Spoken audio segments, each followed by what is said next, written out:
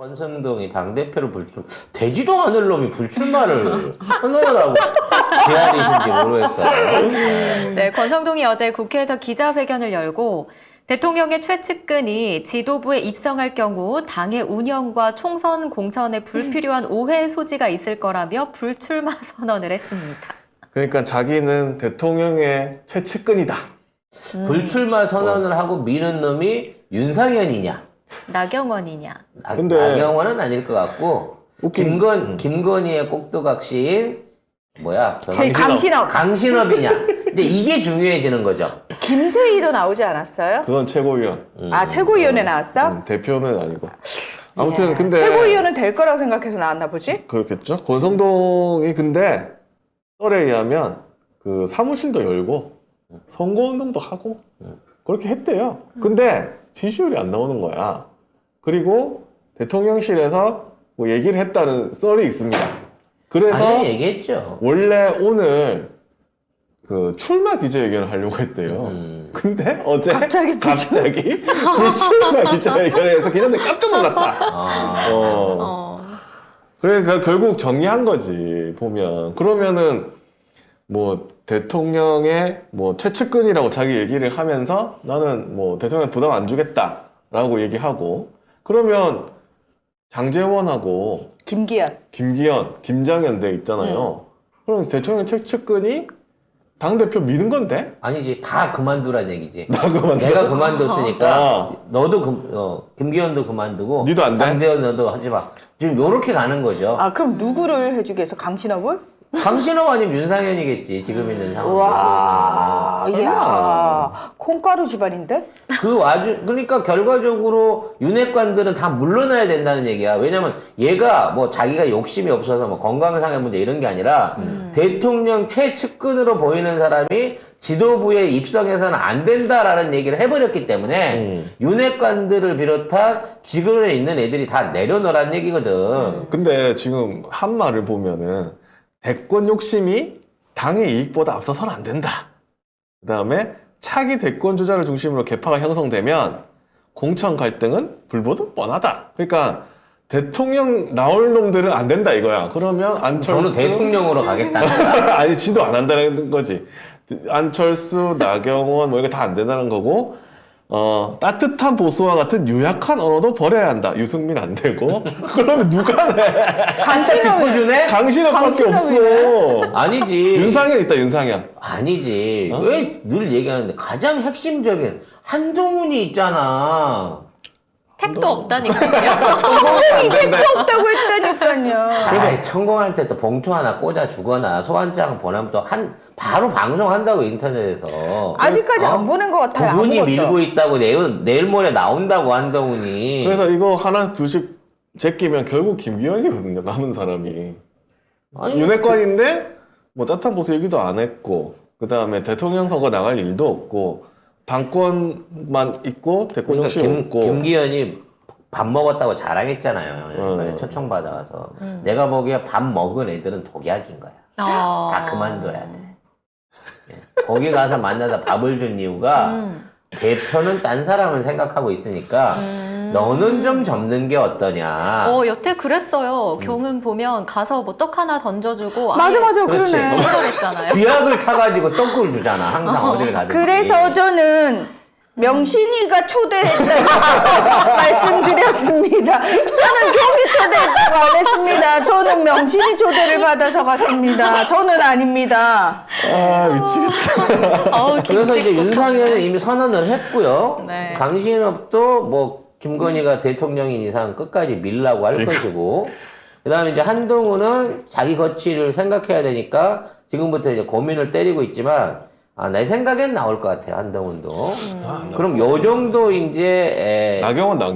요 정도 요 정도가 이제 메인 빌런인 거고, 그 주변에 이제 나경원이라든지, 안철수라든지, 유승민이라든지, 그리고 또 우리 우리 황 총리. 황교안이 뭐 요런 사람들이 이제 거기에 이 이름을 보태가지고 당권 경쟁을 시작하지 않을까라는 생각을 해보는데, 윤상현 의원은 지금 저것 때문에 망한 거잖아요. 첼리스트 사건 때문에. 그렇죠. 청담동 그것 때문에 망했는데 어제 보수의 성지로 불리는 박정희 생가에서 출정식을 열고 출마 선언을 했습니다. 그리고 안철수 여기에 축사를 벌였어요, 또. 뭐지? 그러니까 이미 어느 쪽에 줄 설지를 어. 서로 이제 잡고 있는 거예요. 그래서 결국 메인은 강신업, 한동훈, 윤상현 이 3파전이 되지 않을까. 김기현. 김기현 못 나온다니까. 못 나와요? 나오지 말라 그런 거야. 당 지도부에 측근으로 의심되는 사람 오지 말라잖아. 이게 이제부터 불러서 밥 먹으러 갔다 오면 못 나오는 거야. 강씨는 밥 안 먹었네. 강신업 밥 안 먹었지. 윤상현도 안 먹은 거 안 먹었어. 그죠? 네, 그렇기 때문에 이 세 사람이 메인으로 가지 않을까라는 대진표를 저는 생각을 해봅니다. 나경원도 밥 먹었나? 먹었지. 먹었어요? 부부 먹었지. 그쪽 부부. 네. 아, 아니 근데 나경원은 싫어하잖아 제가. 저기가. 명신이가. 되게 싫어하잖아. 이쁜 아니, 여자 싫어해. 그게 이쁜 축에 끼는 거야? 명신이 눈에는 왠 줄 알아? 왜요? 명신은 지는 싹 다 갈아엎어가지고 남들한테 어머 이쁘세요라는 얘기 들어서 막 이런 줄 알았더니 나름 안 갈아엎고 예쁜 애가 있는 거지. 그런 애들은 눈꽃이어서 못 봐줘. 아, 근데 원본이 서울- 살아있는 꼴을 못 보는구나. 근데 서울대 나왔잖아. 또. 게다가 서울대. 법대. 대학원도 나왔는데. 판사 명신이. 출신. 석사인데. 서울대 석사인데. 근데 뭐 네. 아무리 마사지를 해도 박사까지 따서 마사지를 해도 안 되는 거야. 서울대 하는 석사가 거야. 아니고 서울대 경영대학원 석사. 그러니까. 어찌 아 박사인가? 석사잖아. 아 모르겠다. 뭐, 한 달짜리 석사잖아. 아유, 씨, 뭐 국민대인지 서울대인지 뭐 성신여대인지도 알게 뭐야 도대체. 무엇이 아유. 중요해? 예.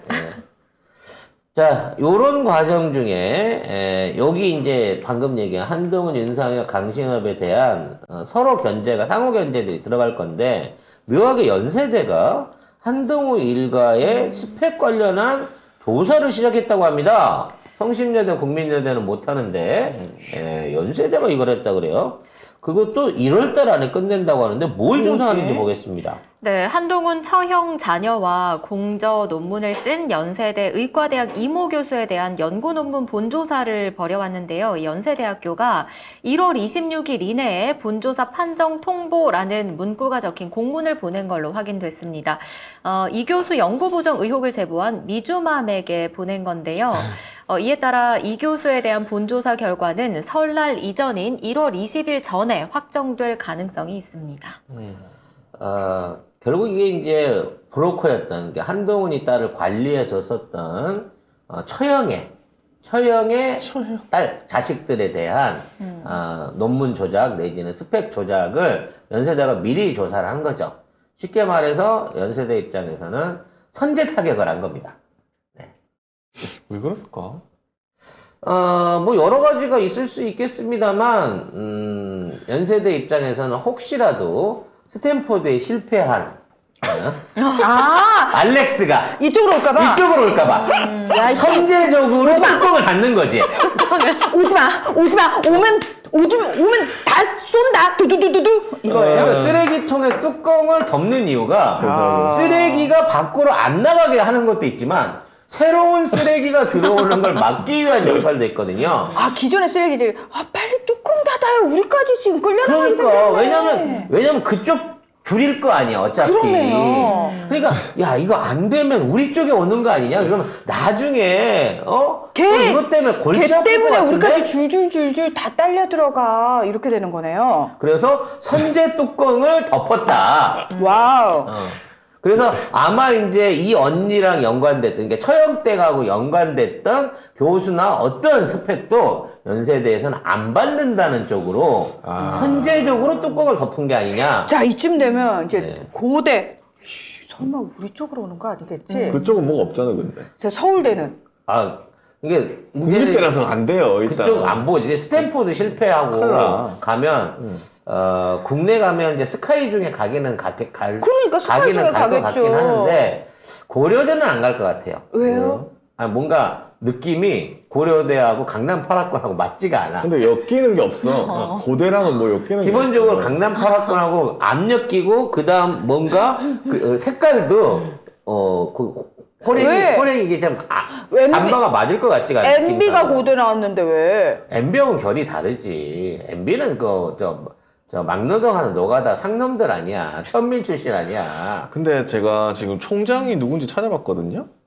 총장이 연세대 총장이 이름이 서승환이라고 제 19대 총장인데 이분이 박근혜 대통령 인수위원회 경제 2분과 위원이었고 2013년에서 15년까지 초대 국토교통부 장관을 지낸 사람입니다. 그러면 우리 박근혜 대통령을 쪽이에요. 잡아 쳐넣은 박근혜 이것들 쪽이에요, 박근혜 이렇게 되는 거예요?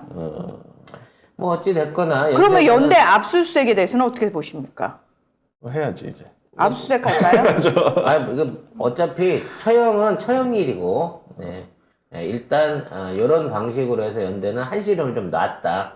우리 쪽으로는 안 오겠지라고 그리고 안심하고 있을 것 같고요. 이분이 박근혜 최순실 게이트 당시에 특검의 참고인으로 출석한 적도 있고요. 아, 그때 엄청 당했겠구만. 그래서 그때 한밤중에 한동훈을 알게 된 거 아닐까요? 한밤중에 박근혜 대통령이 전화가 와서 미사리 근처 지역 개발을 검토해달라 이런 연락을 받았는데 그걸 개발했잖아. 알고 보니 최순실 땅이었다 뭐 이런 증언을 남기기도 했습니다. 아니 그쪽에 저기 시티 몬스타야. 스타필드. 미사리 옆에 스타필드 들어왔잖아요. 이 사람이 아, 박근혜, 하남 스타필드. 하남 스타필드. 박근혜 그게 정부의 그렇게 해서 들어간 거예요. 국토부 장관이었으니까 대통령한테 전화가 와서 이걸 하라고. 그래서 실제 그쪽 땅이 전부 다 순실이 땅이었고 그게 개발되면서 이마트가 그 개발해갖고 차익도 많이 챙기고 순실이도 떼돈 벌고 교통 지옥되고 그런 아름다운 또 성공 사례를 남겼죠. 그러면, 아니, 근데 어쨌든 검사 조사 한번 받으면 검사에 대해서 이를 갈게 되잖아요.